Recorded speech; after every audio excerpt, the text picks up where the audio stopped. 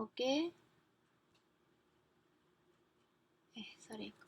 Assalamualaikum warahmatullahi wabarakatuh. Selamat malam.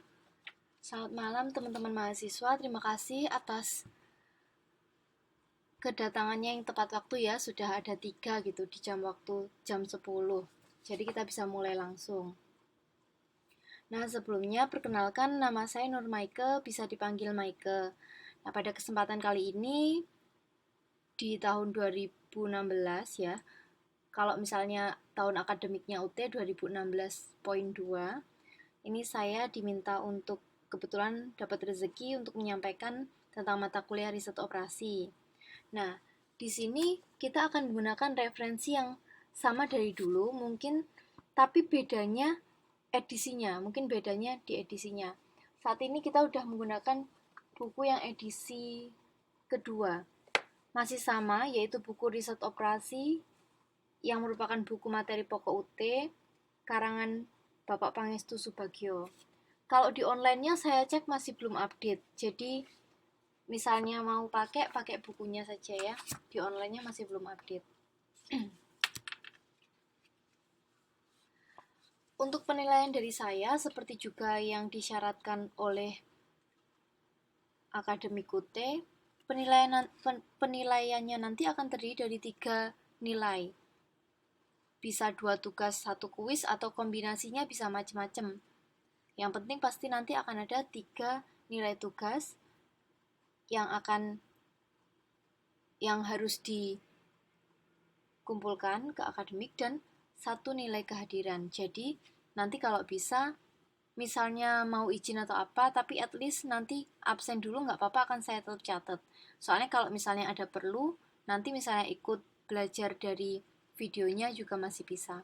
Tapi yang penting hadir dulu absen. Nah,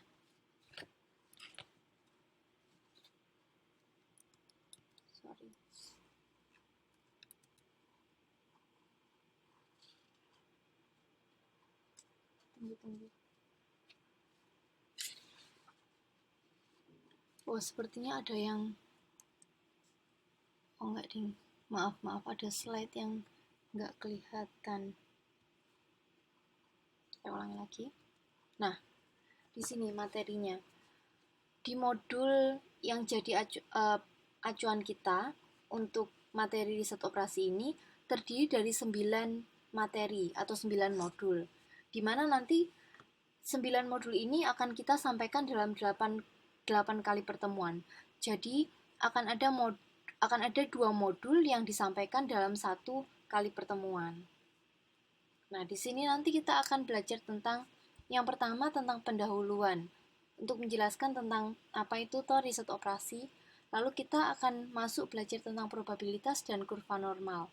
Lalu selanjutnya di modul 2 kita nanti akan membahas tentang teori keputusan, modul 3 tentang pengawasan persediaan, modul 4 linear programming metode grafik, modul 5 masih linear programming dengan metode simplex. Lalu modul 6 metode transportasi, modul 7 metode antrian, modul 8 analisis jaringan kerja, dan modul yang terakhir adalah nanti kita game teori. Oke, mungkin ini kita referensinya seperti yang sudah saya sampaikan tadi. Bedanya dari kemarin-kemarin, kita sekarang sudah pakai edisi 2, edisi yang terbaru dari buku riset operasi untuk buku materi pokok di Universitas Terbuka ini. Nah, di modul 1 kita akan membahas tentang pendahuluan, probabilitas, dan kurva normal. Secara umum di sini, modul 1 itu akan membahas tentang pendahuluan untuk menceritakan tentang operation research atau riset operasi itu sendiri, lalu tentang probabilitas dan tentang kurva normal.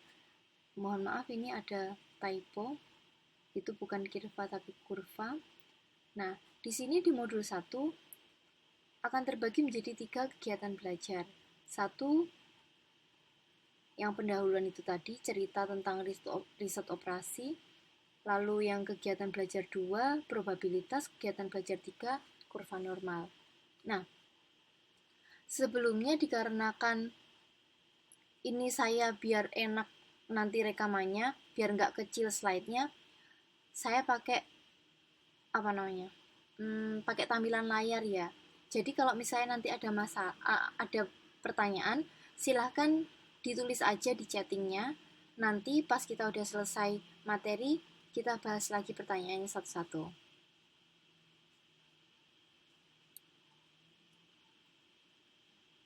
Nah, tujuan dari modul 1 ini secara umumnya digunakan untuk bisa menjelaskan kegunaan riset operasi untuk pengambilan keputusan. Lalu digunakan untuk bisa menjelaskan maksud dari probabilitas, menjelaskan cara menghitung probabilitas, dan menjelaskan tentang kurva normal. Lalu untuk tujuan khususnya, setelah mempelajari modul 1 ini, diharapkan mahasiswa mampu untuk menjelaskan cara analisis data dengan model-model yang ada dalam operation research atau riset operasi. Lalu bisa memilih model yang lebih tepat dan sesuai dengan masalah yang dihadapi. Setelah itu, menerapkan hasil analisis untuk pemecahan masalah melalui pengambilan keputusan, dan yang terakhir, tujuan khususnya adalah menggunakan konsep probabilitas dan kurva untuk membantu menganalisis masalah yang ada di kehidupan real.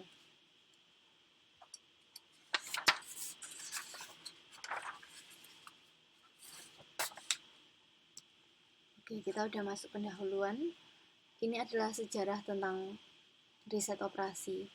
Apa sih tujuan dari riset operasi? Kenapa kita harus belajar tentang riset operasi? Di sini, riset operasi itu adalah salah satu tools atau alat yang membantu kita untuk mencari pemecahan masalah secara optimal dengan mempertimbangkan tujuan serta keterbatasan sumber daya yang ada. Jadi, sebenarnya kalau misalnya ada banyak yang bilang optimasi seperti itu, itulah areanya riset operasi. Jadi, dia berusaha untuk mencari pemecahan yang optimal. Optimal itu bisa berupa maksimal atau minimal. Oke. Nah, di sini secara lebih detail, optimal itu seperti apa? Optimal itu mengartikan sesuatu yang sebaik-baiknya, yaitu yang paling kita kehendaki. Yang seperti tadi saya bilang, minimasi dan maksimasi. Nah, di sini dalam pengambilan keputusan ada beberapa step atau langkah yang harus kita lalui. Yang mana di sini bisa kita lihat dari skema pengambilan keputusan ini, hal yang pertama yang harus kita lakukan untuk bisa melakukan pengambilan keputusan adalah kita identifikasi dulu masalah yang sedang kita hadapi. Dalam hal ini, masalah yang timbul itu harus diketahui dengan jelas. Kenapa harus diketahui dengan jelas? Itu karena jika kita belum bisa mengetahui masalahnya dengan jelas, kita tidak mungkin bisa memecahkan masalahnya dengan benar. Lalu setelah kita mengetahui masalahnya, yang kedua langkahnya selanjutnya adalah mengumpulkan data.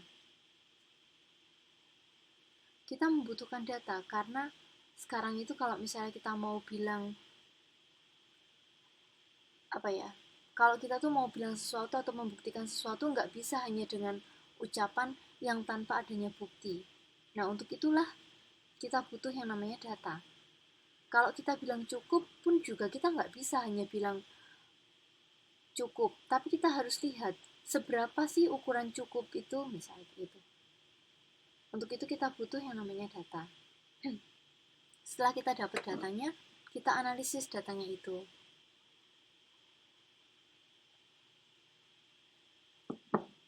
Kita analisis datanya agar kita bisa mengetahui pemecahan masalahnya seperti apa. Nah, setelah kita analisis, kita tentukan alternatif-alternatif pemecahan masalahnya. Lalu setelah kita punya alternatifnya, pastilah kita tahu mana alternatif yang paling tepat untuk menyelesaikan masalah yang kita hadapi. Nah, setelah kita pilih alternatif, lalu kita coba selesaikan, laksanakan alternatif itu. Cocok nggak? Apakah alternatif yang kita pilih itu benar-benar menyelesaikan tidak? Gitu ya. Itu kita terapkan atau kita gunakan untuk menyelesaikan masalahnya. Lalu setelah itu kan kita akan tahu bagaimana kemampuan alternatif yang tadi kita pilih. Apakah dia mampu menyelesaikan masalah ataukah dia tidak mampu menyelesaikan masalah. Itu akan kita gunakan sebagai feedback untuk menuju ke tahap selanjutnya, yaitu untuk memperbaikinya atau untuk tetap menggunakannya. Menggunakan alternatif yang kita pilih untuk menyelesaikan masalah kita itu tadi. Oke. Kalau untuk cerita pendahuluannya, sekilas saja. Karena intinya, riset operasi itu dipakai untuk mencari penyelesaian yang terbaik untuk masalah yang sedang kita hadapi. Seperti tadi di awal sudah dibilang, kita mencari yang optimal, yaitu sebaik-baiknya penyelesaian. Karena itu di setiap tahapnya harus dievaluasi, dan dievaluasi. Untuk mengetahui kesesuaian dari penyelesaian dengan masalah yang sedang dihadapi. Untuk kedua, kita akan membahas tentang probabilitas. Sedikit konsep dasar tentang probabilitas akan kita bahas di awal perkuliahan riset operasi ini. Apa itu probabilitas? Dalam definisinya, probabilitas adalah suatu nilai untuk mengukur tingkat kemungkinan terjadinya suatu peristiwa yang akan terjadi di masa mendatang yang hasilnya tidak pasti. Jadi karena kita tidak tahu bagaimana kepastian sebuah kejadian, maka kita memerlukan ukuran untuk bisa mengetahui kemungkinan terjadinya. Misalnya, kalau misalnya mendung, probabilitas terjadinya akan hujan itu berapa persen? Seperti itulah.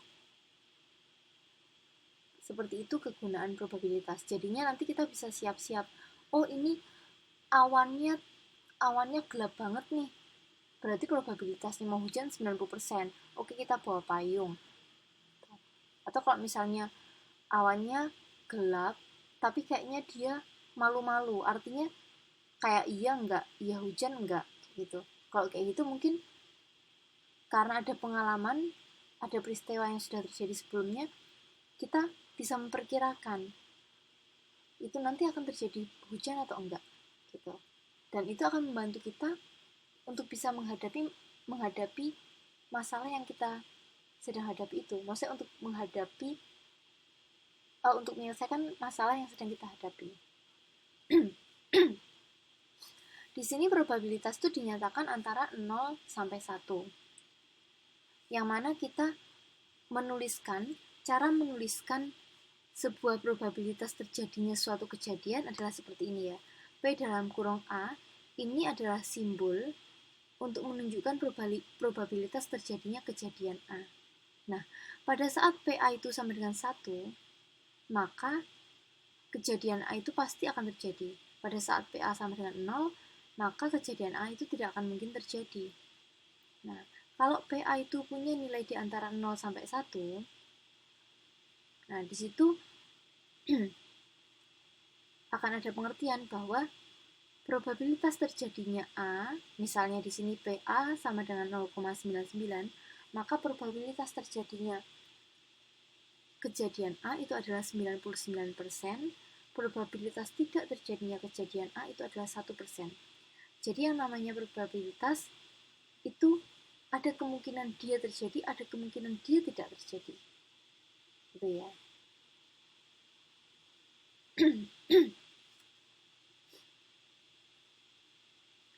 Nah, di sini untuk menghitung probabilitas itu bagaimana caranya? Ada 2 pendekatan yang bisa digunakan untuk menghitung probabilitas. Satu, pendekatan klasik. Yang kedua, pendekatan frekuensi. Pertama, kita akan evaluasi dulu di pendekatan klasik. Dalam pendekatan klasik ini diasumsikan bahwa semua peristiwa itu mempunyai kesempatan yang sama untuk terjadi. Sehingga probabilitas suatu peristiwa itu dinyatakan sebagai rasio antara jumlah kemungkinan hasil dengan total kemungkinan hasil, atau rasio terhadap hasil. Atau kita lihat misalnya kayak uang koin, kemungkinan terjadinya atas sama bawah kan ya 50-50. Kalau pendekatan klasik seperti itu, ya dia punya kemungkinan sama, maka artinya 50-50. Atau misalnya ada dadu 6, ya kemungkinan terjadinya masing-masing ya 1/6 karena sama gitu.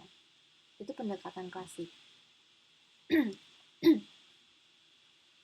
Nah, di sini cara kita menghitung pendekatan klasik itu rumusnya seperti ini.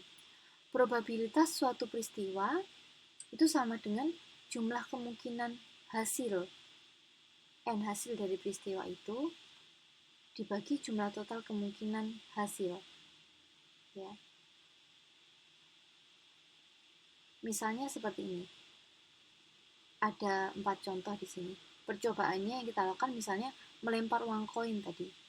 Hasil yang akan mungkin terjadi adalah muncul gambar atau muncul angka, atas atau bawah. Gitu ya.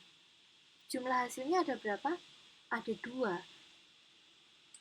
Nah, maka kemungkinan hasil ini masing-masing kan ini 1, ini 1. Ya, berarti 1/2.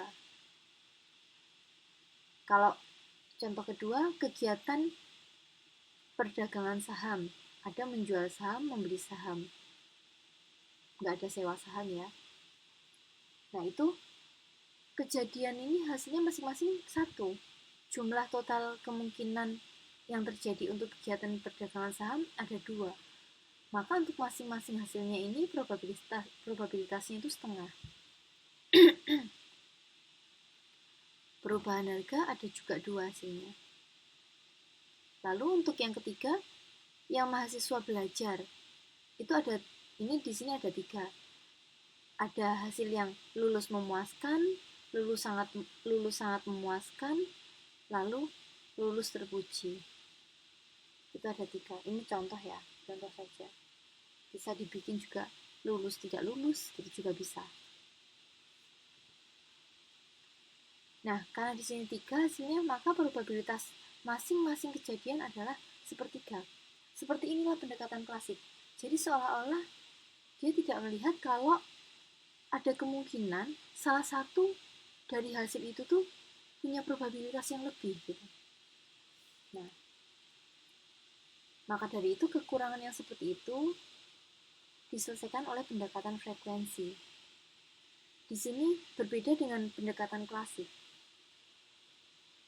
Pada pendekatan frekuensi, besarnya probabilitas suatu peristiwa itu tidak dianggap sama, tetapi tergantung pada berapa banyak suatu peristiwa itu terjadi dari keseluruhan percobaan atau kegiatan yang dilakukan. Rumusnya seperti ini. Jadi probabilitas kejadian itu relatif terhadap jumlah peristiwa yang terjadi dibagi total percobaan. Seperti apa contohnya? Nggak dikasih contoh. Seperti apa contohnya? Itu seperti misalnya kita melempar koin tapi berkali-kali gitu ya. Nah, misalnya kita lempar uang itu 100 kali, di mana kita peroleh angka 48. Maka otomatis sisanya adalah gambar. Nah, contoh tadi angka ketemu 48, artinya kemungkinan terjadinya angka itu adalah 48%, karena 48 per 100 dikalikan 100%. Ya, jadi 48%. Seperti itu. Jadi akan tergantung pada berapa banyak percobaan yang dilakukan. Karena pada setiap percobaan akan mencatat apa yang terjadi. Dan disitulah akan dievaluasi siapa yang lebih banyak terjadi dibandingkan yang lainnya. Dalam probabilitas ini, kita juga akan belajar tentang hubungan antar kegiatan. Di sini nanti akan kita pelajari tiga hubungan antar kegiatan, yaitu yang pertama mutually exclusive atau saling meniadakan, yang kedua independent atau bebas, yang ketiga kondisional atau bersyarat. Nah, oke, mungkin saya stop aja ya. Kalau misalnya pertanyaannya nanti di ke belakang mungkin daripada lupa. Oke, dari sampai probabilitas yang tadi, yang cerita probabilitas pendekatan cara menghitungnya, kira-kira ada pertanyaan? Ada pertanyaan? Oke, tidak apa-apa teman-teman yang telat silahkan masuk ya. Ini saya absennya alhamdulillah sudah banyak.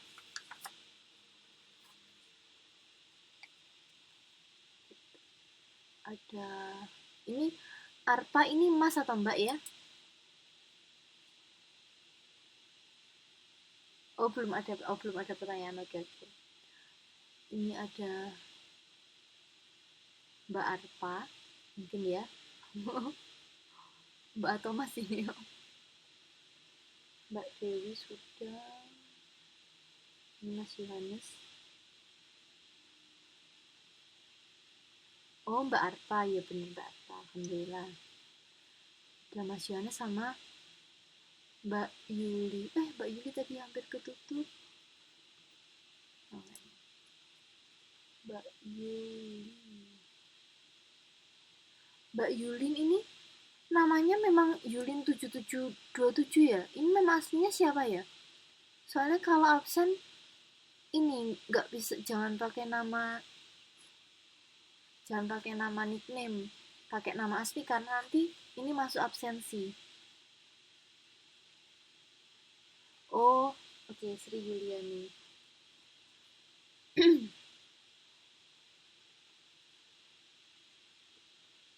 6 orang. Sip. Oke, alhamdulillah jika tidak ada pertanyaan, kita lanjutkan lagi ya. Oke. Nah, di bagian hubungan antar kegiatan ini, kita akan mempelajari 3 hubungan antar kegiatan dalam probabilitas, yaitu 1 mutually exclusive atau saling meniadakan, 2 independen atau bebas, 3 kondisional atau bersyarat. Kita mulai dari mutually exclusive dulu. Mutually exclusive atau saling meniadakan, itu yang seperti apa? Itu adalah sebuah hubungan antar kegiatan di mana apabila suatu peristiwa terjadi, maka peristiwa lain tidak akan dapat terjadi pada saat yang bersamaan. Maka di situ dia bilang saling meniadakan. Contohnya, ini ada beberapa contoh kejadian mutually eksklusif. Misalnya, hasil ujian hanya ada 2, lulus atau tidak lulus. Lalu, misalnya keadaan, bisa panas atau dingin, nggak bisa panas dan dingin bersama-sama. Cuaca, hujan atau tidak hujan, itu juga nggak mungkin mereka terjadi bersama-sama. Nah, hal-hal yang hanya bisa satu terjadi dan lawannya tidak terjadi, maka itu adalah kegiatan yang memiliki hubungan yang saling mutually eksklusif atau saling meniadakan. Oke. Jika peristiwa, di sini kita masuk dalam teorinya, jika peristiwa A dan B itu bersifat mutually eksklusif, maka probabilitas terjadinya peristiwa itu adalah hanya probabilitas probabilitas terjadinya A atau B, yang mana probabilitas terjadinya A atau B itu adalah penjumlahan dari masing-masing probabilitas kejadian tersebut. Jadi tidak akan ada probabilitas terjadinya A dan B. Itu pasti 0. Kalau A dan B mutually eksklusif, maka probabilitas terjadinya A dan B itu pasti 0. Tapi kalau terjadinya A atau B, itu bisa dihitung dengan rumus penjumlahan dari masing-masing probabilitas kejadiannya. Contohnya seperti ini. Sebuah dadu dilemparkan ke atas.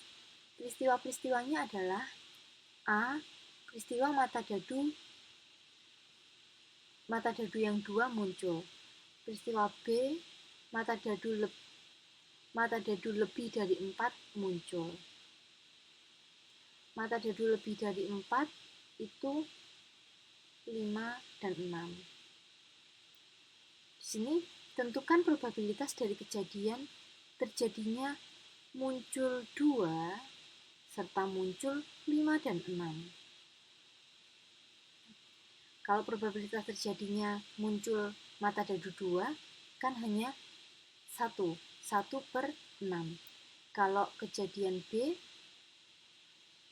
yang diminta adalah peristiwanya mata dadu lebih dari 4. Kita punya 2 lebih dari 4, yaitu 5 dan 6. Maka probabilitas terjadinya B adalah 2 per 6. Nah, di sini kalau kita diminta mencari probabilitas kejadian terjadinya A atau B, maka probabilitasnya adalah 3 per 6. Gitu. Sudah masuk ke hubungan antar kegiatan yang kedua, yaitu hubungan independen atau bebas.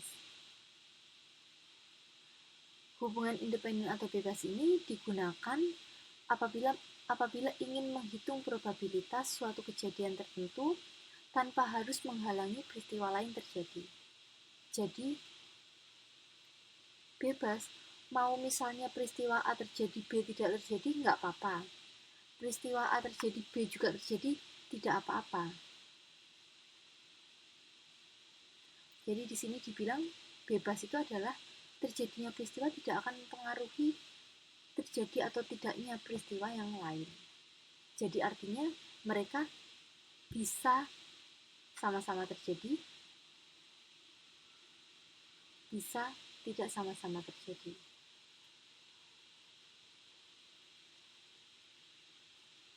Nah, di sini rumus matematikanya, apabila A dan B itu adalah dua peristiwa yang bersifat independen, artinya terjadinya A dan B itu tidak saling mempengaruhi. A dan B bebas bisa terjadi, mau A terjadi, B terjadi bisa, A tidak terjadi, B terjadi bisa, A terjadi, B tidak terjadi pun juga bisa.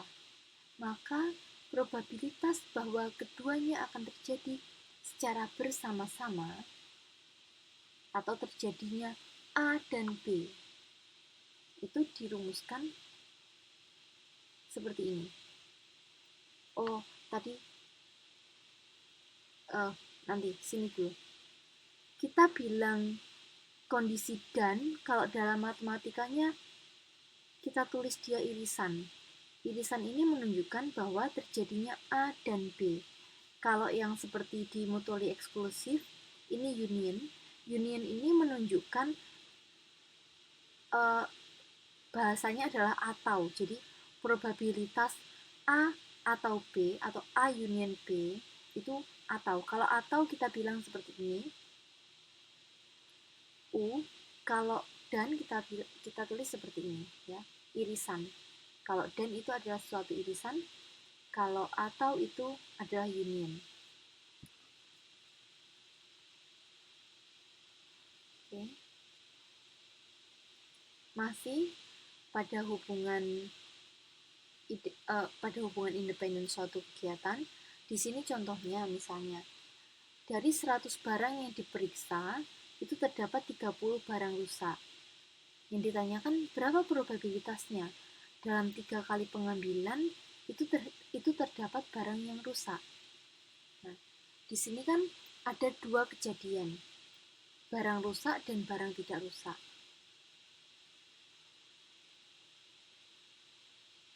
Yang mana dari percobaan itu kita bisa lihat, dari 100 barang, setelah diperiksa terdapat 30 barang rusak. Artinya, probabilitas barang rusak itu adalah 30/100. Probabilitas barang tidak rusak adalah sisanya 70/100. Maka dari itu, kita bisa tahu kalau kita misalkan simbol A, simbol kejadian A itu menunjukkan bahwa barangnya bagus atau tidak rusak, dan B itu adalah barangnya rusak, maka probabilitas A itu 0,7 dan probabilitas B itu 0,3. Yang ditanyakan di sini adalah berapa probabilitas dalam 3 kali pengambilan barang itu terdapat rusak 1. Rusak itu kalau ada 3 kali pengambilan, rusaknya itu kan bisa di pertama kali pengambilan, rusaknya bisa di pengambilan yang kedua, atau rusaknya bisa di pengambilan yang ketiga. Jadi, terjadinya satu rusak dalam 3 kali pengambilan itu terjadi dalam 3 kemungkinan kejadian. Yang pertama, kejadian di mana rusaknya itu diambil terakhir, atau kejadian rusaknya diambil di tengah-tengah, atau rusaknya diambil di pengambilan kedua, atau rusaknya diambil di pengambilan pertama. Nah,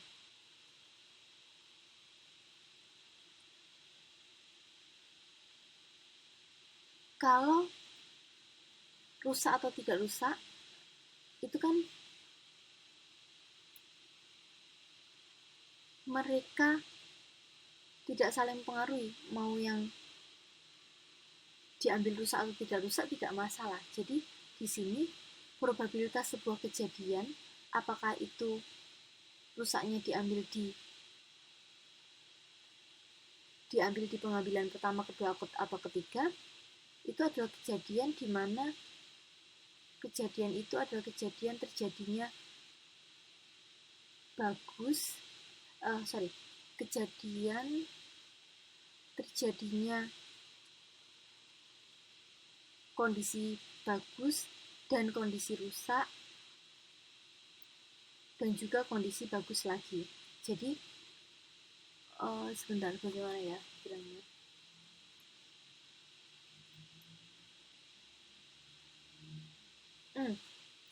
Gini, kalau misalnya kita mengambil barang, kalau barang yang terambil itu memang bagus, otomatis barang yang rusak tidak akan pernah terambil kan? Nah, maka artinya pengambilan barang dalam satu kali pengambilan itu masing-masingnya itu bersifat mutually eksklusif. Jadi kalau kita ngambil rusak, otomatis kita nggak akan mengambil bagus. Maka dari itu, untuk sebuah kejadian pengambilan 3 kali itu, masing-masing kejadiannya itu kita dapat bagus atau rusak itu mutually eksklusif. Jadi oleh karena itu, kita ambil rumusnya mutually eksklusif, yaitu probabilitas terjadinya bagus dan rusak. Nah, lalu di sini ada 3 kemungkinan lokasi pengambilan rusak itu. Apakah itu di pengambilan pertama, kedua, atau ketiga? Itu ada 3 kemungkinan. Nah, ketiga kemungkinan itu kan bisa terjadi salah satu, tidak harus dua-duanya. Maka dari itu adalah kondisi di mana itu saling bebas kejadiannya. Maka kita gunakan rumus union untuk menunjukkan alternatif kemungkinan terjadinya 3 kali pengambilan itu, mau di pengambilan keberapa kita mendapatkan kondisi barang yang rusak. Nah, di sini setelah kita tahu ini adalah kemungkinan pengambilan barang saat yang rusak di paling terakhir, maka kita kalikan probabilitasnya masing-masing 0,7, 0,7, dan 0,3. kejadian yang mungkin adalah ini atau ini atau ini. Nah, karena kita tahu ini bisa terjadi salah satu atau dua-duanya bisa terjadi, bisa gini, maka ini adalah kondisi yang independen atau kondisi yang bebas. Dan tadi kita bisa lihat dari rumusnya, kalau atau itu artinya rumusnya kita harus jumlahkan. Jadi kalau dan itu rumusnya kita kalikan, kalau atau rumusnya kita jumlahkan. Oke ya.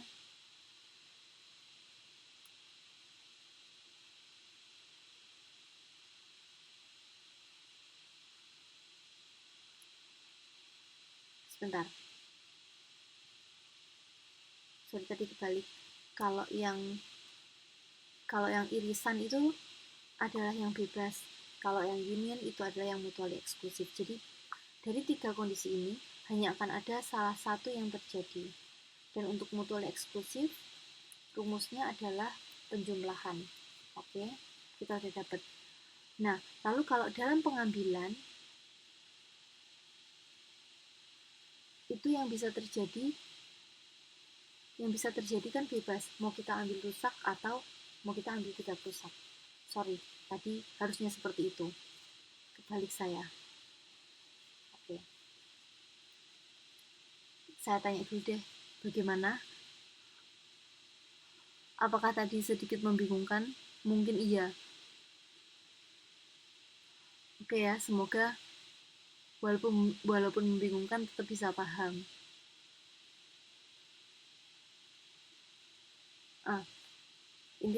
Intinya tadi, yang ini masing-masing dari pengambilan ini adalah mutually eksklusif. Di dalamnya pengambilan itu adalah independen atau bebas. Kita bebas ngambil mana aja. Maka kita harus kalikan di sini dan untuk masing-masingnya kita jumlahkan. Oke. Nah, lalu hubungan yang ketiga adalah hubungan kondisional atau bersyarat. Di sini terjadinya suatu peristiwa. Jika dia membutuhkan peristiwa lain untuk terjadi lebih dulu, maka itu adalah kondisi di mana antar kegiatan itu punya hubungan kondisional atau hubungan bersyarat. Nah, hubungan bersyarat ini terjadi jika peristiwa yang satu mempengaruhi atau merupakan syarat terjadinya peristiwa yang lain. Contohnya seperti ini, probabilitas bahwa kejadian B akan terjadi bila diketahui bahwa kejadian A telah terjadi, itu ditulis sebagai berikut. Jadi, yang akan terjadi itu di depan. Yang menjadi syarat itu ada di belakang. Ya. Jadi ini adalah probabilitas terjadinya B setelah kejadian A terjadi. Nah, kondisi seperti ini rumusnya adalah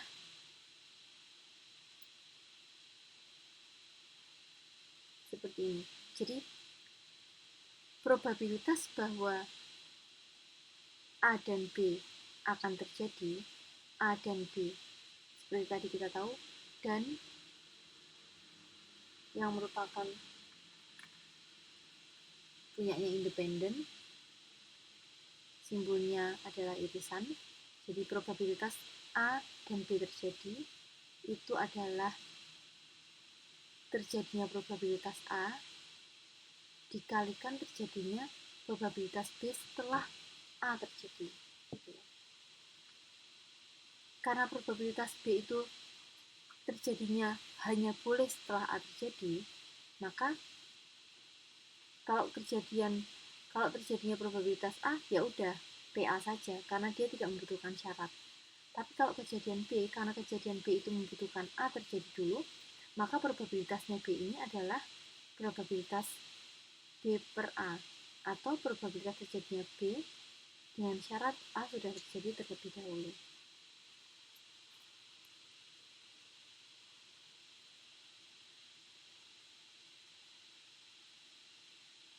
Nah, ini kebalikannya.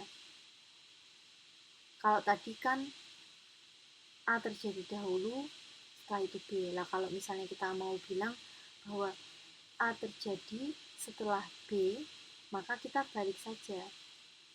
A terjadi setelah B. Jadi yang belum terjadi itu kita taruh di depan, yang menjadi syarat kita taruh di belakang. Maka kalau seperti ini, probabilitas B dan A akan terjadi dirumuskan seperti ini. Probabilitas dan itu kan memang A ditunjukkan dengan irisan ya. Jadi probabilitas A dan B atau PA irisan B itu sama dengan probabilitas B, karena probabilitas B tidak bersyarat, dikalikan probabilitas terjadinya A setelah B terjadi. Seperti itu. Ini hanya membalik nama. Jadi kalau misalnya tadi itu A dulu baru B, ini B dulu baru A, seperti itu. Hanya cuma memperlihatkan bagaimana kalau kejadiannya itu terbalik, cara tulisnya gimana gitu. Nah, untuk contoh hubungan kondisional ini kita contohkan dengan mainan kartu ya. Di sini misalnya saat mainan kartu ada kejadian dua kartu itu ditarik dari satu set kartu. Nah, peluang untuk tertariknya kedua kartu itu adalah kartu as. Itu seperti apa? Kalau peluang keduanya kartu as kan pasti harus ada kartu as pertama dan kartu as kedua. Nah, kalau kartu as pertama kan bebas tuh. Dimana satu kartu bridge itu jumlahnya 52. Nah, untuk kartu as pertama kan bebas mau as apa saja, mau as wajik, waru ireng, waru abang, atau satunya lagi saluta keriting. Itu kan ada 4 as di situ. Nah, kartu as pertama ini bebas. Dari 4 itu bisa terambil manapun gitu. Maka dari itu peluangnya kartu as pertama terambil adalah 4/52.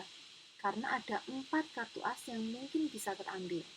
Nah, di situ kita bilang peluang kartu as pertama adalah 4/52. Nah, bagaimana dengan peluang kartu as yang kedua?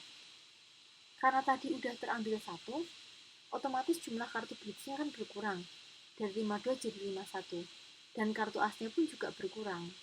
Makanya peluang kartu as kedua dengan syarat kartu as pertama sudah ditarik itu adalah 3/51. Karena ini masing-masing kan sisanya. Karena sudah tidak melibatkan yang kartu as yang sudah diambil. Pengambilan kedua hanya tersisa 3 kartu as dan 51 kartu bridge. Maka probabilitas kartu as kedua terambil setelah kartu as pertama terambil adalah 3/51. Nah, kalau ditanyakan probabilitas terjadinya kartu as 1 dan kartu as 2 itu terambil, itu berapa?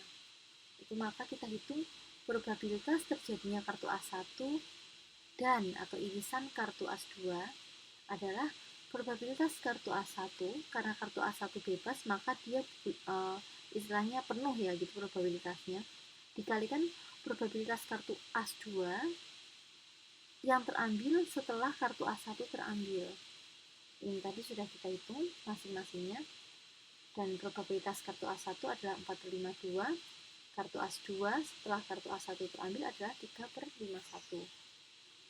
Jadi kita kalikan jumlahnya, jadi kita kalikan hasilnya adalah 1/221. Ini adalah probabilitas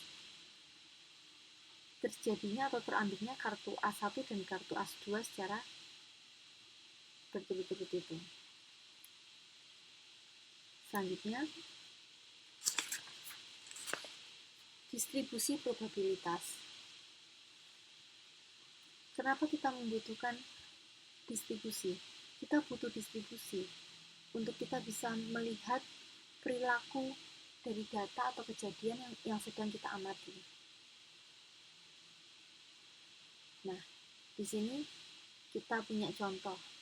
Misalnya suatu daerah itu punya probabilitas anak perempuan 0,3 dan anak laki-lakinya 0,7. Maka di situ jika ada keluarga itu memiliki 3 anak, maka bagaimanakah kombinasi 3 anak itu dalam keluarga itu?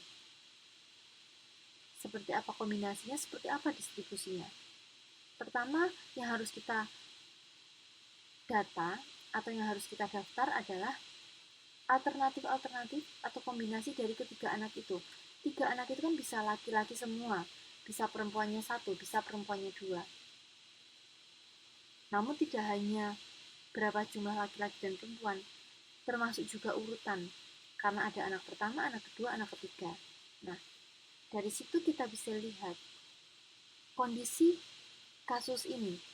Sebuah daerah yang memiliki probabilitas anak perempuan 0,3 dan anak laki-laki 0,7. Dan saat kita lihat ada keluarga yang memiliki 3 orang anak, maka kombinasi 3 orang anaknya itu akan seperti apa? Itu akan seperti ini.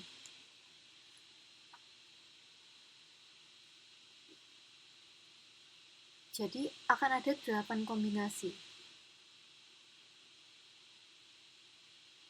Kita breakdown ya, breakdown tuh? Kita perinci. Jadi alternatifnya ada 8. Itu dikarenakan kita juga membedakan antara urutannya. Apakah laki-laki atau perempuan itu ada di anak ke-1, ke-2, atau ke-3. Maka dari situ kita punya 8 kombinasi di sini. Jadi bisa terjadi semua laki-laki, perempuan 1. Perempuan 1 ada posisi di anak ke-3, anak ke-2, anak ke-1. Atau perempuan 2, laki-laki 1. Laki-laki 1 bisa di posisi anak ke-1, anak ke-2, anak ke-3. Atau bisa semuanya perempuan. Nah, dari sini coba kita hitung anak perempuannya. Di alternatif pertama tidak ada anak perempuan, 0. Maka di sini kalau semuanya laki-laki, probabilitas sebuah keluarga akan punya 3 anak semuanya laki-laki adalah 0,7 kali 0,7 kali 0,7. Oke. Didapatkan probabilitasnya adalah 0,343. Lalu yang kedua diikuti saja sama. Kalau di sini laki-laki perempuan, maka probabilitasnya adalah 0,7 kali 0,7 kali 0,3. Begitu.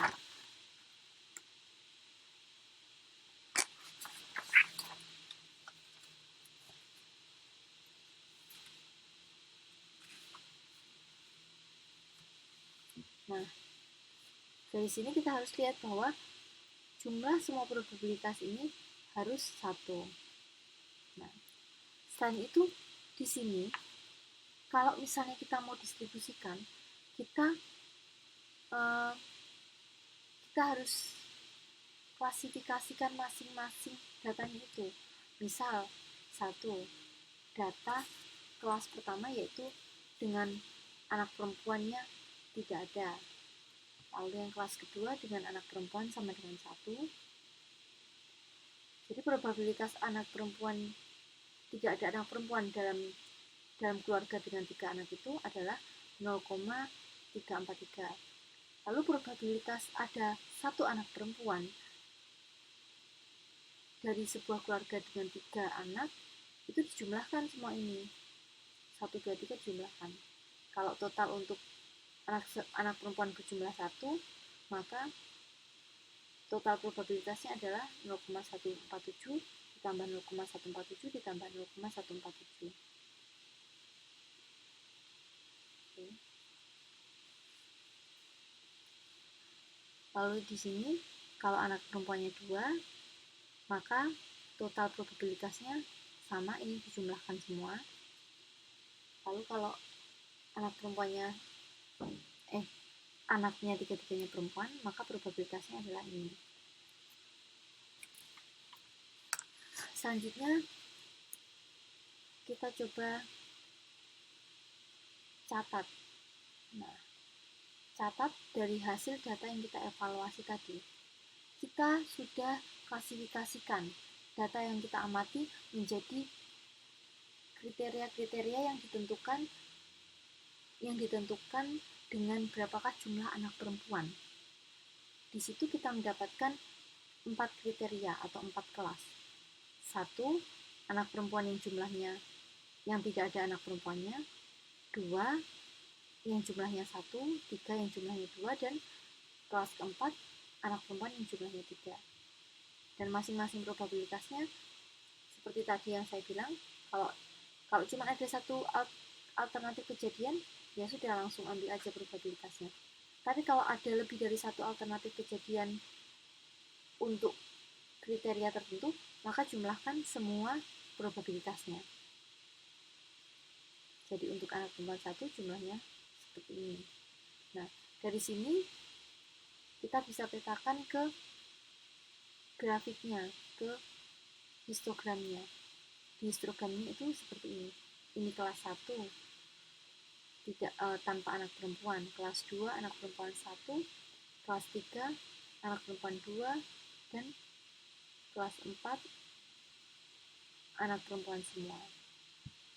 Ternyata dari sini kita bisa lihat, distribusi dari sebuah desa dengan probabilitas anak perempuannya 30% dan anak laki-lakinya 70%, kalau kita amati keluarga yang memiliki 3 orang anak akan punya kombinasi paling besar probabilitasnya itu untuk 3 anak dengan 1 anak perempuan dan 2 anak laki-laki. Itu memiliki probabilitas paling besar. Dari situ kita bisa lihat seperti ini. Untuk apa data itu digunakan? Nah, itu bisa sangat banyak manfaatnya. Saya tidak terpikir untuk apa, tapi pasti itu ada manfaatnya. Data yang seperti itu digunakan, misalnya kayak sensus atau apa. Tapi saya kurang tahu untuk apa mereka menggunakan data-data itu. Tapi pasti ada manfaatnya. Kalau misalnya untuk marketing aja ya, contoh berarti, kalau misalnya seperti itu, kalau misalnya kita mau jualan sesuatu di situ, maka otomatis kita harus perbanyak barang-barang yang hubungannya sama cowok-cowok dibandingkan sama cewek-cewek, karena jumlah cewek di situ sedikit. Nah, itu kalau misalnya untuk hubungan data itu untuk bisnis gitu. Tapi nggak hanya untuk bisnis, data itu bisa dimanfaatkan oleh banyak pihak. Entah itu nanti untuk apa seperti itu, pasti ada manfaatnya. Untuk itulah kita butuh melakukan distribusi dari data yang kita miliki, distribusi probabilitas dari data yang kita miliki. Untuk kita tahu bagaimana perilaku data itu, kapan dia tinggi, atau pada saat kondisi apa dia tinggi, pada saat kondisi apa dia rendah. Seperti itu. Nah, kalau untuk distribusinya itu sendiri,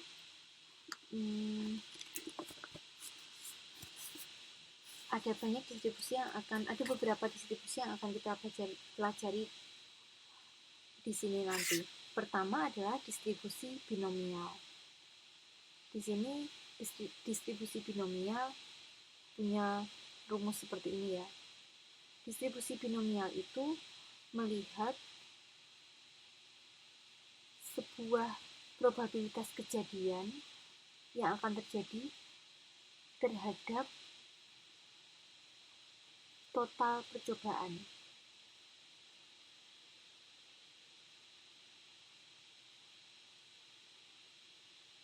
Nah, di sini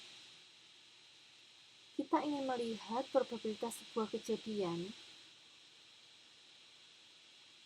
tertentu, anggap aja, yang mana kejadian itu adalah kejadian hasil dari percobaan yang kita lakukan. Jadi misalnya dari percobaan itu akan ada dua kejadian A dan kejadian B. Maka kalau misalnya kita ingin mencari kejadian probabilitas binomialnya kejadian A itu seperti apa terhadap total percobaan, maka rumusnya seperti ini. Nah, Px, N ini menunjukkan probabilitas terjadinya kejadian X terhadap jumlah percobaan sebanyak N. Nah, itu kita hitung dengan menggunakan N faktorial, ya, dibagi banyaknya kejadian itu terjadi, dikalikan kejadian itu tidak terjadi, N min X kan artinya kejadian yang lainnya yang terjadi, dikalikan ini adalah peluang kejadian itu terjadi, dan P adalah peluang kejadian itu terjadi, dan Q adalah peluang kejadian itu tidak terjadi atau peluang kejadian yang lain terjadi. Jadi itu.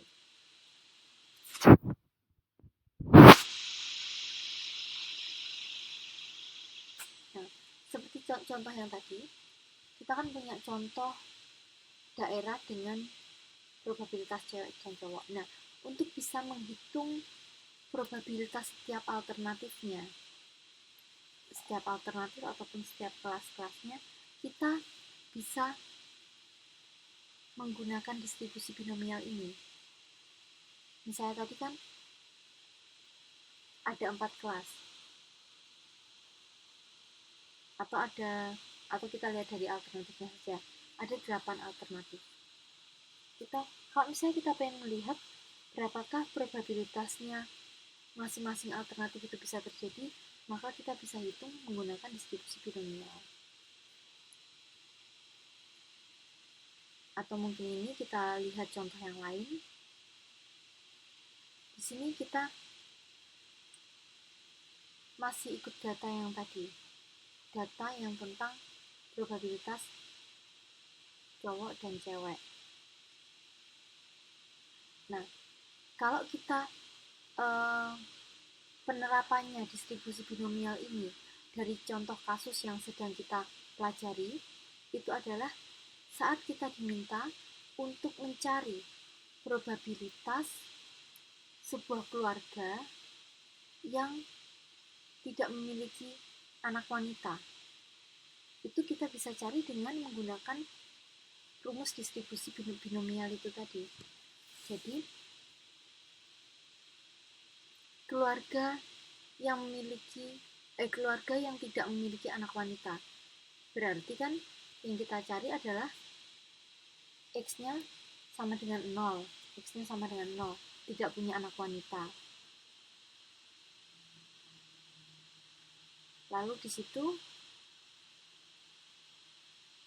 jumlah anaknya atau jumlah kemungkinan terjadinya anak, kan kita lihat tadi dari contoh di atas itu kita mengamati keluarga dengan 3 orang anak.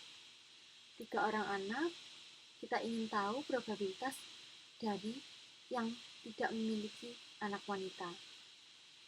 Maka total percobaan untuk istilahnya mendapatkan anaknya cewek atau cowok atau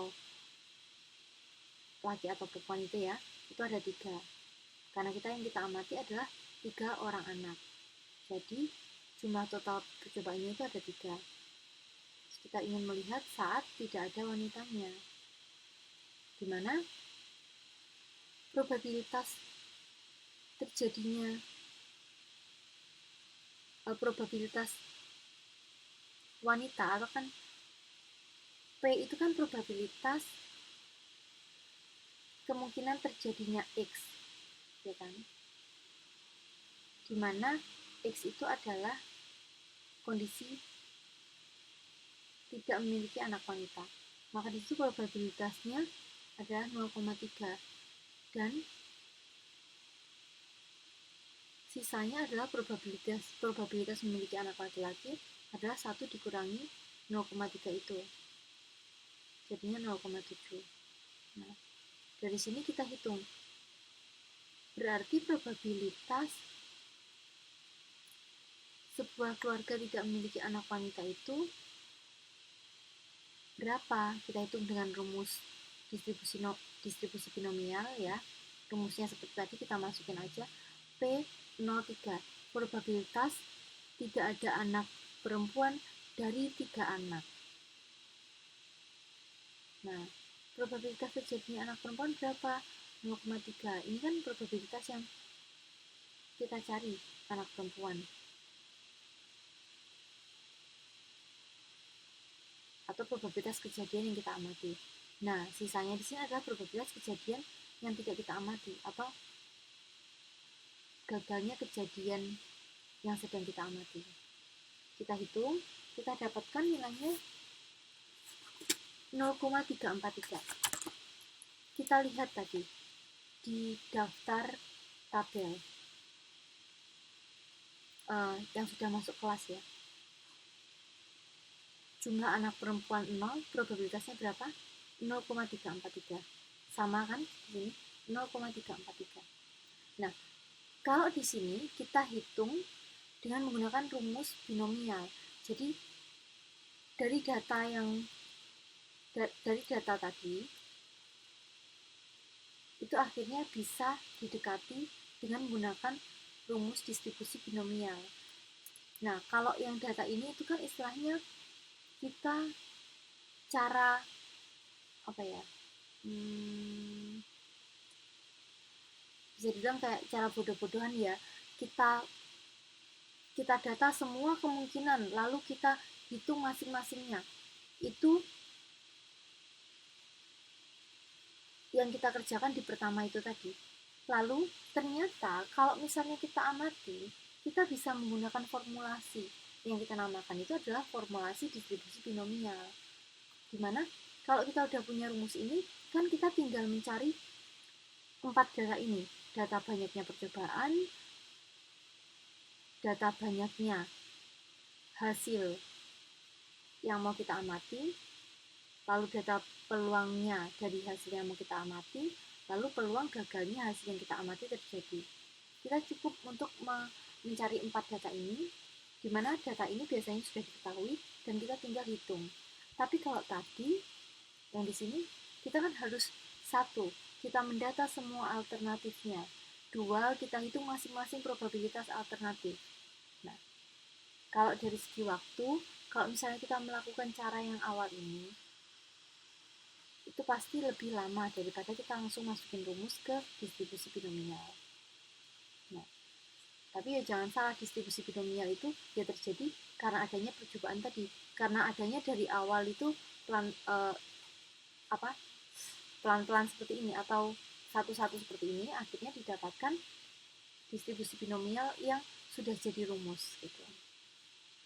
Lebih cepat jadinya kalau misalnya kita hitung menggunakan distribusi binomial. Tapi kalau kita breakdown atau kita rinci satu-satu, itu pastinya lama gitu. Jadi ini untuk mempercepat perhitungan kita mencari probabilitas sebuah kejadian dari kondisi percobaan yang kita amati, kita bisa langsung pakai rumus binomial ini.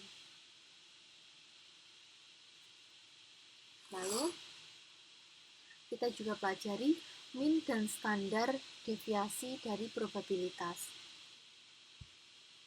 Kalau mencari min atau rata-rata untuk data biasa, maka kita bisa tuliskan rumusnya seperti ini.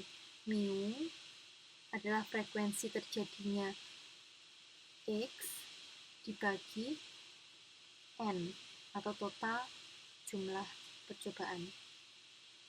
Nah, atau ini bisa kita tulis ubah seperti ini. Nah, jika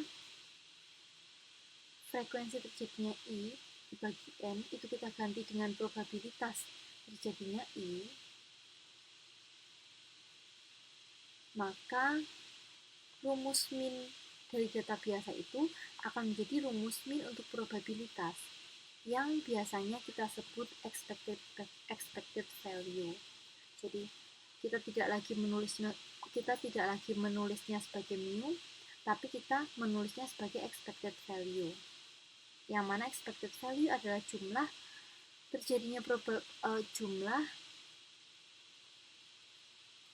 probabilitas terjadinya X dengan nilai X itu sendiri. Oke, lalu selanjutnya untuk standar deviasinya, kita dekati dari standar deviasi untuk data biasa. Seperti ini ya, akar sigma dari frekuensi terjadinya data dikurangi rata-rata dikuadratkan dibagi N. Nah, sama seperti tadi, kalau kita keluarkan di sini ya, Fi per N itu kan probabilitas terjadinya I terhadap total percobaan.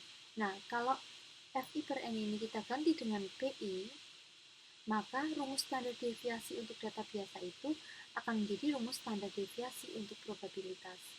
Dan itu akan menjadi, banyakan. Dan itu akan menjadi seperti ini. Nah, oke, cukup kita ganti Fi per N-nya diganti Pi. Oke. Kalau sudah ini menjadi Pi, maka ini adalah standar deviasi untuk probabilitas. Masih menggunakan data yang tadi kita ambil contohnya, yaitu tentang kasus daerah dengan 30% probabilitas anak perempuannya. Oke. Masih dengan data yang sama.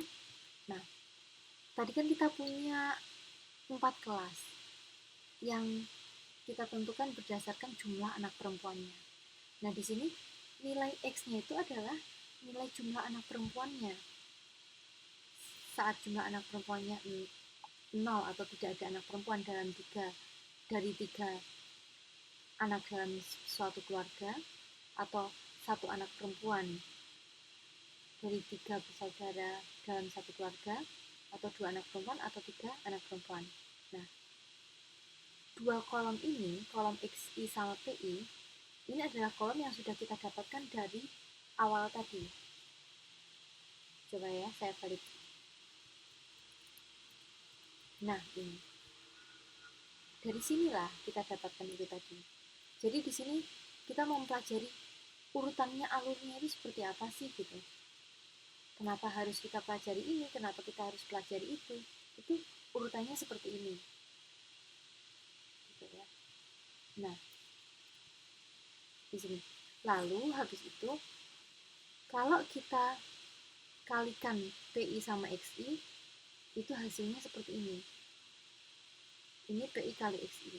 Masing-masing PI sama XI, masing-masing PI sama XI. Kalau PI sama XI ini kita jumlahkan perkaliannya, maka ini adalah nilai expected value atau nilai rata-rata probabilitas dari kejadian tersebut. Nah, jadi ini adalah nilai rata-rata probabilitasnya atau expected value-nya. Masih di min dan standar deviasi, tadi kan kita sudah mempelajari 2 rumus. Satu rumus rata-rata, yang kedua rumus standar deviasi. Nah, rumus standar deviasinya tadi seperti apa? Coba kita lihat. Tadi kan pakai akar. Oke, kita buang dulu akarnya. Kalau kita buang akarnya, ini isinya kan sigma PI kalikan X dikurangi mu. Nah, padahal kita tahu sendiri, mu itu isinya apa? Mu itu kan isinya P kali X kalau di sini, ya kan? Mu itu isinya P kali X. Nah, kalau mu ini kita ganti P kali X, maka dia adalah nilai dari expected value. Ya. Untuk itu, di sini di tabel kita tuliskan seperti ini. Ini masih tetap PI dikalikan XI, tadi kan dikurangi mu. Gitu. Nah, kalau mu dalam probabilitas kan bukan, karena mu kan dipakai untuk data biasa. Mu-nya di probabilitas itu apa? Adalah expected value. Maka di sini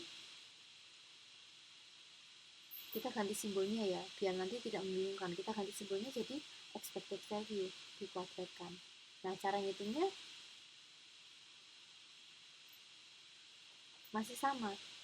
PI 0,343 dikalikan, atau PI-nya nanti dulu, kita masuk ke kuadrat dulu ya. XI berapa? XI 0. Kalau ada yang bawa kalkulator, sekalian coba dihitung. XI 0. Lalu expected value-nya berapa? Expected value-nya kan ini tadi sudah kita dapatkan 0,91.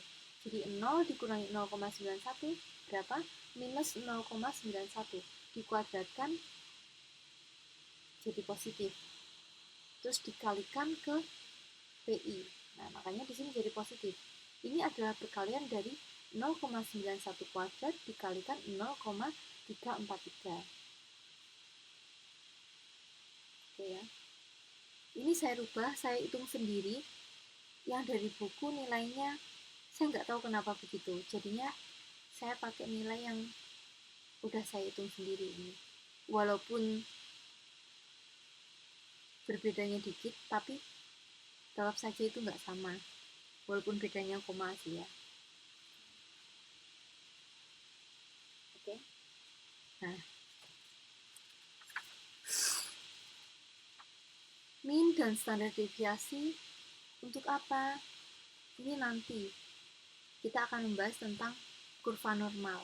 Di situ kita akan banyak menggunakan mean dan standar deviasi untuk kita bisa melihat bagaimana pergerakan-pergerakan kejadian yang ada di dalam kurva normal itu.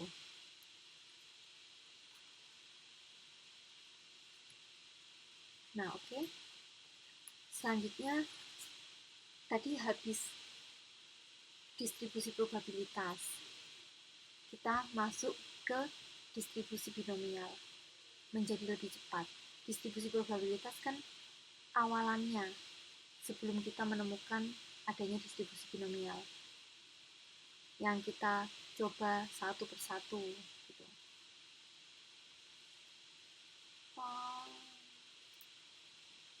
Apa ya kalau misalnya kita bilang, kayak misalnya di awal tuh kita trial and error semuanya, lalu akhir-akhirnya kan kita bisa jadi tahu, oh ini bisa dirumuskan jadi seperti ini. Lalu selanjutnya kita masuk ke distribusi Poisson. Bukan Poisson ya, sebenarnya itu bacanya Poisson. Distribusi Poisson. Atau mungkin ini lebih benar Poisson daripada Poisson. Lalu selanjutnya kita pelajari distribusi Poisson. Di sini kenapa kita kok perlu pakai distribusi Poisson? Kita gunakan distribusi Poisson itu saat probabilitas kejadian yang kita amati itu sangat kecil dan percobaannya itu tuh sangat banyak sekali.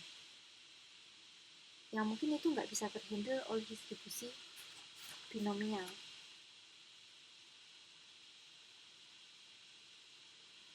Karena kalau untuk binomial dikenal hanya dapat dipakai bila probabilitas kejadiannya itu tidak terlalu kecil.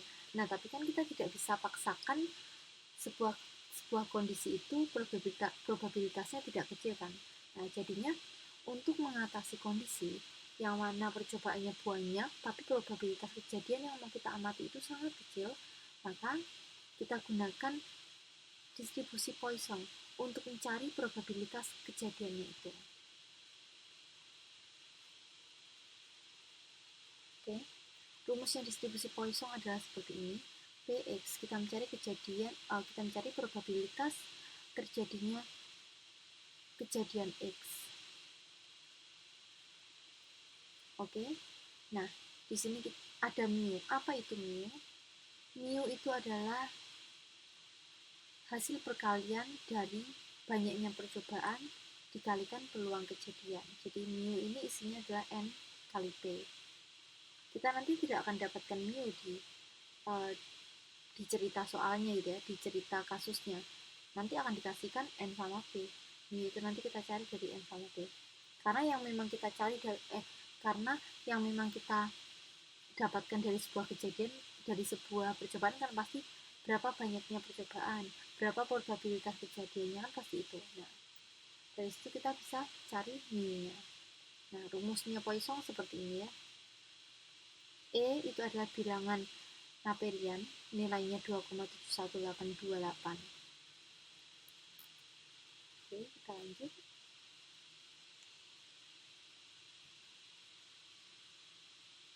Nah, di sini adalah contoh distribusi Poisson. Oke, sebentar. Saya cas dulu, loadback.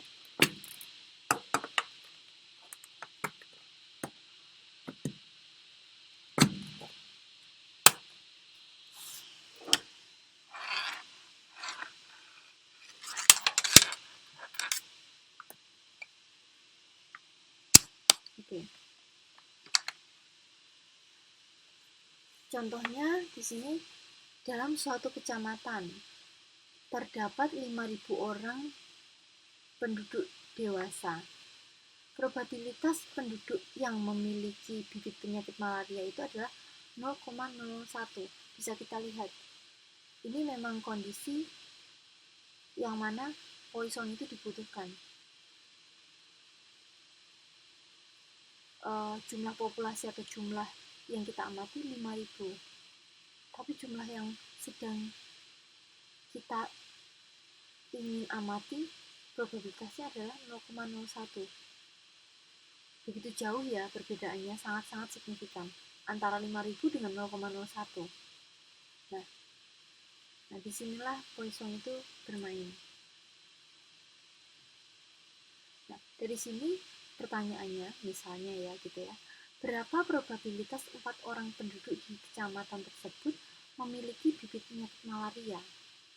Dari sini kita bisa data dulu. Apa yang kita dapatkan dari kasus ini? Kita dapat jumlah yang kita amati. Jumlah yang kita amati berapa? Total jumlah yang kita amati adalah 5.000 orang. Jadi N-nya 5.000. Atau jumlah populasi yang kita amati N-nya 5.000. Lalu berapa probabilitas 4 orang penduduk? Ini adalah kondisi kejadian yang ingin kita evaluasi. 4 orang penduduk, maka X-nya adalah 4. Probabilitas seorang penduduk memiliki bibit penyakit malaria adalah 0,001. Berarti di sini probabilitas kejadiannya, kita kan ingin mengamati 4 orang, probabilitas 4 orang penduduk memiliki bibit malaria. Yang kita ingin amati adalah penduduk yang memiliki bibit malaria. Maka di sini probabilitas yang kita perlu tahu adalah probabilitas penduduk memiliki bibit malaria, yaitu 0,01. Oke, langsung saja pakai rumus di atas. Kita cari mu-nya yang merupakan perkalian dari N kali P. Kita dapatkan mu-nya 5. Langsung kita masukkan seperti ini. P4 itu adalah probabilitas. Kita mencari probabilitas 4 orang penduduk itu memiliki penyakit malaria. Dengan rumus Poisson, kita dapatkan hasil 0,175521, yang mana hasil ini itu adalah merupakan probabilitas 4 orang penduduk memiliki bibit penyakit malaria. Probabilitasnya sangat kecil, 0,17. Oke. Untuk urusan distribusi sudah beres. Lalu kita masuk ke kurva normal. Tadi waktu kita bahas tentang min sama distribusi, mungkin waktu kita bahas tentang min sama standar deviasi, waktu kita masuk ke rumus-rumus, mungkin nggak terlalu dipakai ya, kayak di rumusnya distribusi-distribusi yang udah kita pelajari, tapi min sama standar deviasi itu sangat penting untuk distribusi normal atau kurva normal. Nah, kurva normal itu juga sering disebut dengan distribusi normal. Distribusi normal ini biasanya digunakan untuk menggambarkan data yang bersifat kontinus atau sinambung. Jadi bukan diskrit ya. Kalau data discrete itu kan data yang hanya itu saja. Misalnya um, gimana ya, nilai 4 sama 5 itu kalau data discrete maka tidak akan ada 4,1, 4,2, nggak akan ada. Ya 4 saja, 5 saja, itu discrete. Jadi dia pisah antara satu titik data dengan titik data yang lainnya, pisah, itu discrete. Nah, kalau untuk kurva normal itu biasanya menggambarkan data yang bersifat continuous atau sinambung. Makanya gambarnya seperti ini kan, nggak ada putusnya. Nah,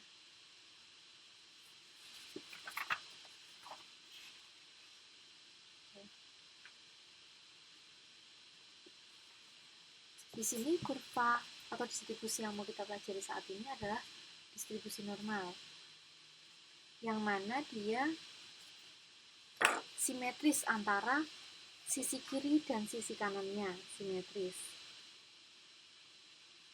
Luasnya kurva normal ini 100 derajat, sehingga sisi kirinya 50, sisi kanannya 50, karena kan simetris. Nah, selain itu di dalam kurva normal ini ada sebuah ketentuan. Dalam kurva normal, banyaknya data yang besarnya di antara mu sama 1 standar deviasi. Jadi sini, 1 standar deviasi, banyaknya data itu harus adalah 68,28%-nya. Sedangkan banyaknya data untuk mu dengan 2 standar deviasi itu adalah 95,44%-nya. Dan selain itu, banyaknya data antara mu dengan 3 standar deviasi itu harus 99,74%. Oke.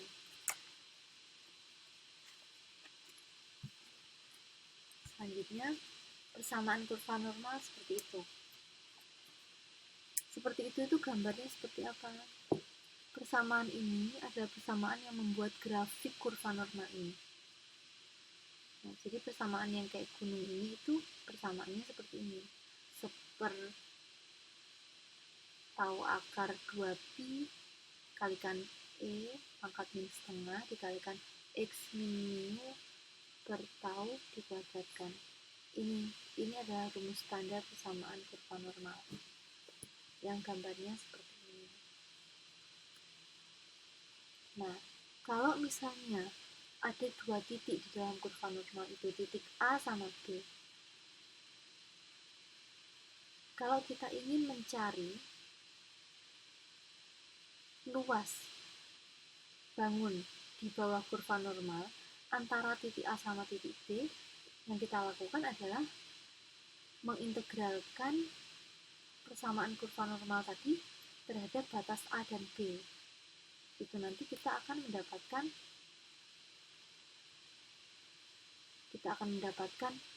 luas bangun di bawah kurva normal antara 2 titik. Kita dapatkan dengan mengintegralkan persamaan distribusi normal tadi. Nah, tapi kita tidak akan membahas itu. Itu terlalu statistik di sini dan mungkin terlalu kalkulus sekali ya. Nah, ada cara lain untuk bisa mencari luas area di bawah kurva normal yang dibatasi 2 titik. Caranya kita akan menggunakan tabel distribusi normal. Nah, disitulah nanti nilai rata-rata atau nilai mu dan juga nilai standar deviasi itu sangat digunakan karena rumusnya itu berisi rata-rata dan juga standar deviasi.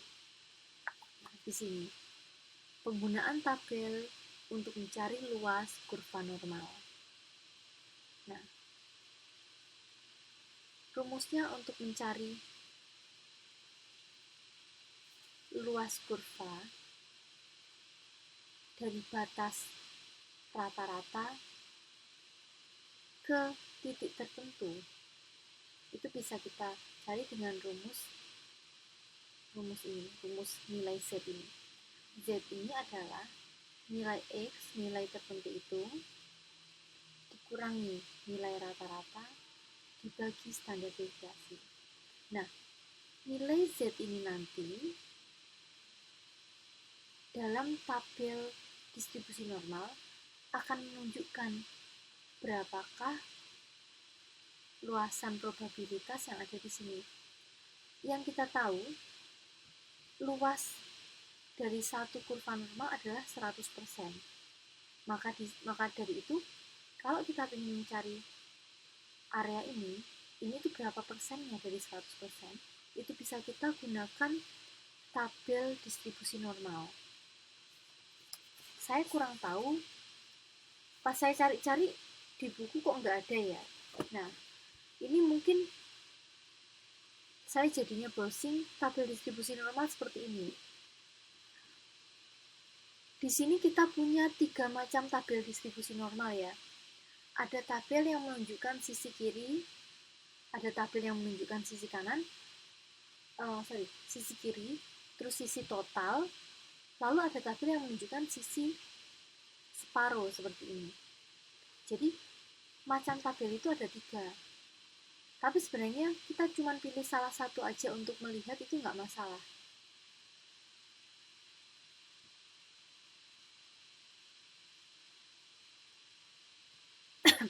Nah, ini hanya untuk pengetahuan aja ya. Tapi kita nggak perlu lihat di tiga-tiganya, lihat di salah satu saja itu sudah cukup. Tapi yang harus kita tahu adalah bagaimana cara melihat kurva itu, karena tidak sama jika kita melihat kurva yang sisi kiri dengan kita melihat kurva sisi kanan, itu cara melihatnya berbeda. Misalnya kurva sisi kiri, ini kurva yang menunjukkan nilai Z yang negatif. Nah, oke ya. Kalau kurva yang penuh ini gitu ya, ini menunjukkan yang total, pasti nanti akan ada probabilitas yang hampir 100. Nah, besar. Nah, tapi kalau kita lihat kurva yang sebagian, yang kita cuma lihat yang 50%-nya saja, ini juga yang penuh. Yang 50% yang seperti ini atau seperti ini maksimal probabilitasnya adalah 0,5.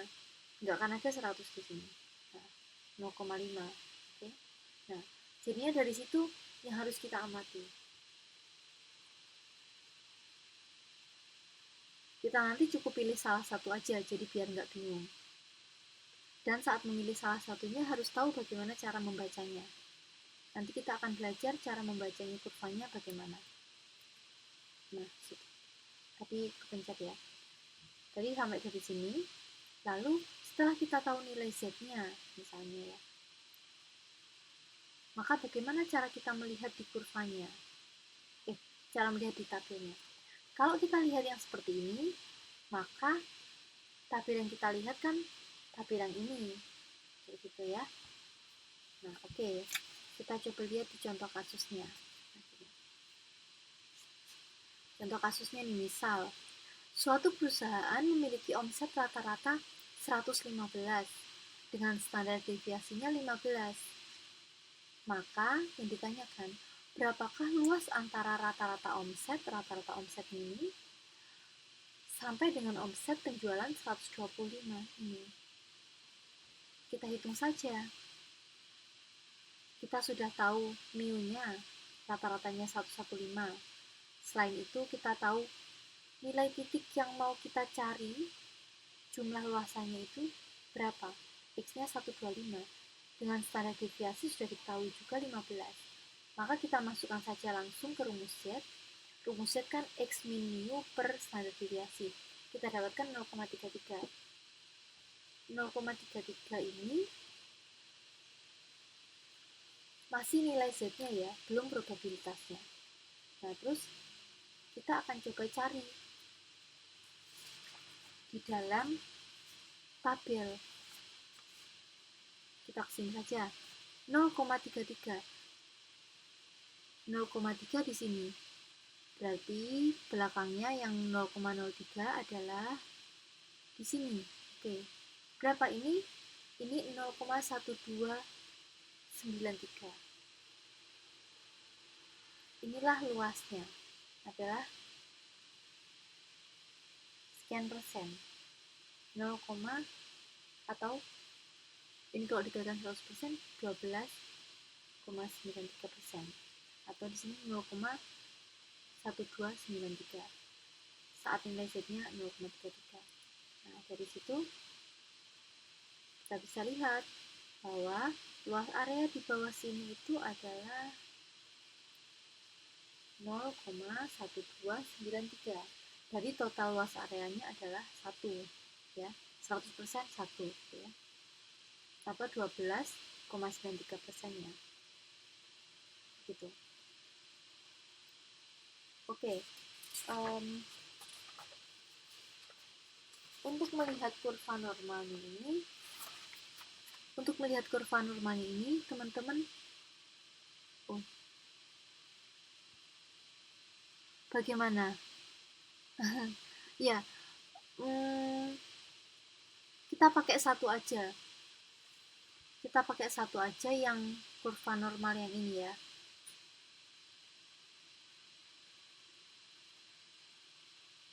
Walaupun kalau misalnya kita pakai semua lebih enak, karena kalau misalnya ini satu kurva ini bisa kita gunakan untuk menyesuaikan dengan satu tabel ini bisa kita gunakan untuk menyesuaikan dengan tabel-tabel yang lainnya. Tapi ya butuh misalnya kayak gini. Kalau misalnya kayak gini, kita diminta untuk menghitung total area yang ada di sini. Maka ya tinggal ditambahkan saja 50%, karena ini sudah pasti 50. 50% ditambah ini. Seperti itu. Nah, tapi kalau tidak mau ribet begitu, ya cari saja langsung yang kurva yang total. Kurva total tadi yang penuh seperti ini, ya, penuh. Atau kalau misalnya kita dapat nilai Z-nya negatif, sebenarnya Z negatif sama positif itu sama, cuman beda arahnya saja. Kalau negatif ya arahnya kiri, kalau positif arahnya kanan, gitu.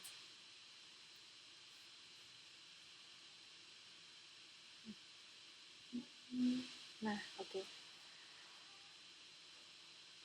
Alhamdulillah untuk materi modul 1 kita sudah selesai. Jika ada yang ditanyakan, monggo silahkan ditanyakan. Sorry.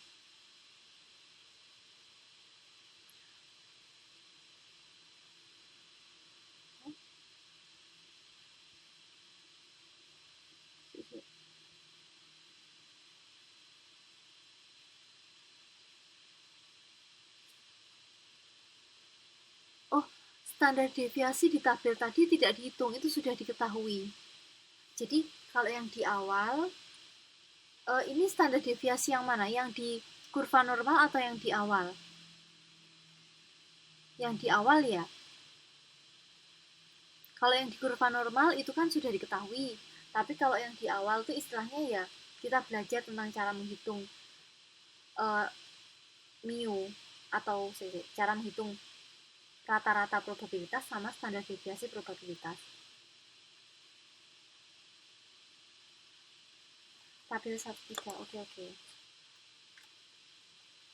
Oh, oke.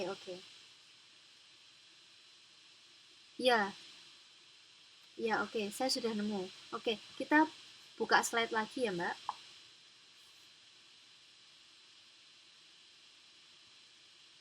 Nah, ini ya. Saya besarin aja di sini biar enak. Nah, kalau untuk mencari expected value atau rata-rata probabilitas itu kan sigma atau jumlah dari PI dikalikan XI. Nah, atasnya. Nah, PI kali XI itu adalah nilai expected value. Oke, terus kita masuk ke standar deviasi. Standar deviasi itu kan rumusnya, kalau yang untuk probabilitas kan PI, jumlah PI dikalikan XI dikurangi mu. Nah, kalau mu ini, kalau di standar probabilitas kan mu-nya ini itu adalah expected value.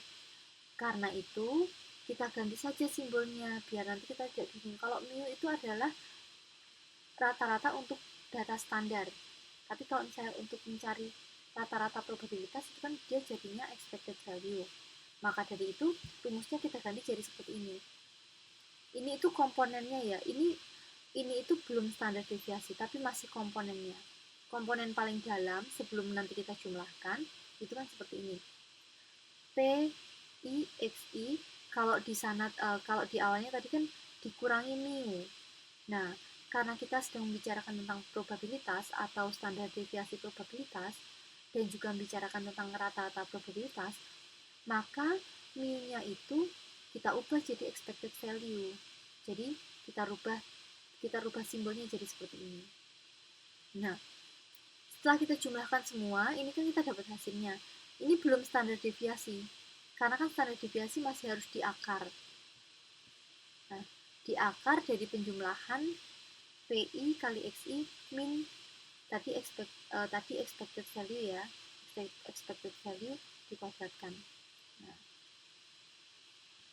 jadi kalau pengen cari standar deviasinya adalah nilai ini dikasih akar. Di akar dari nilai ini itu adalah standar deviasi. Bagaimana?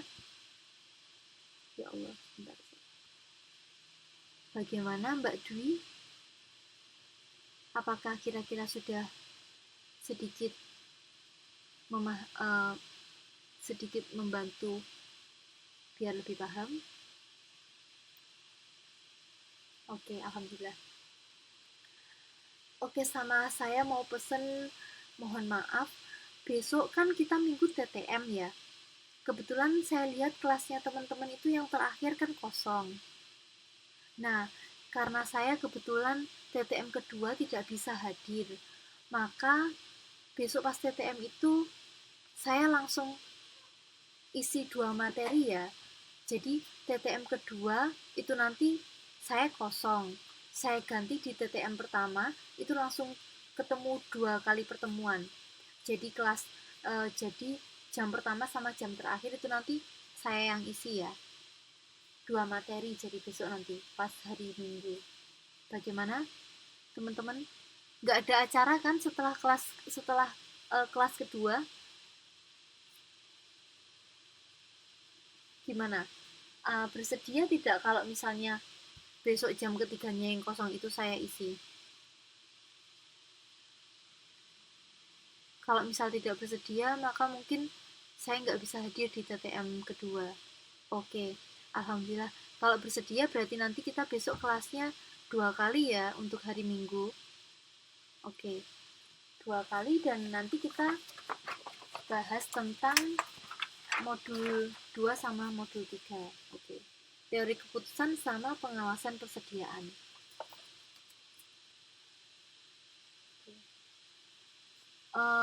Sama untuk PR-PR-nya nanti kirim online saja ya, karena mungkin saya di Indonesia. Ya, tidak apa-apa kalau tidak bisa hadir, ya nggak apa-apa. Saya nggak akan kasih kuis ataupun PR di TTM, karena takutnya kalau pada ada yang nggak hadir, maka kasihan. Jadi, semua tugas nanti online saja.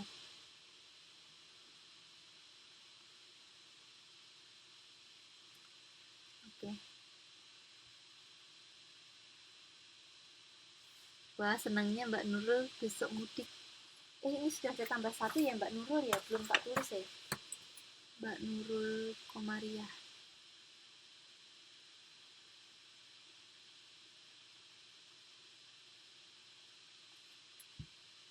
Oke, udah ada 7 orang hadir.